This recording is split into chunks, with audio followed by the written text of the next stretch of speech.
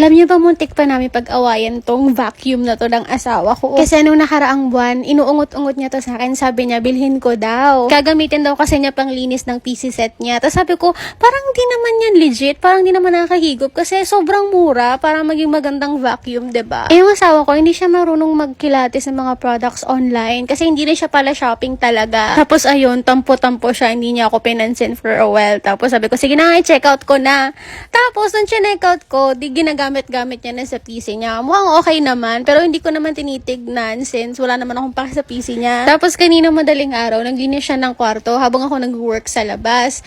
Tapos, bigla niya nalang ako tinawag. Sabi niya sa akin, tignan ko daw. So, ayun pala, ginamitan niya ng vacuum yung aircon namin since medyo madumi na nga eh. Hindi medyo, actually madumi na. And grabe, nagulat ako. Ang ganda ng suction niya, ang lakas. So, finally, nakabili na rin siya ng product na legit, yung hindi budol-budol lang. Tapos, sinignan ko ulit yung price. Grabe, around 100 pesos lang siya. Tapos, ganito kaganda yung quality. Pag mga ganitong instances talaga, tapos alam niyo yun, nag-aaway kayo ng asawa mo, tapos yung ending, siya pala yung tama. Well, nakakainis, pero nakakatawa at the same time.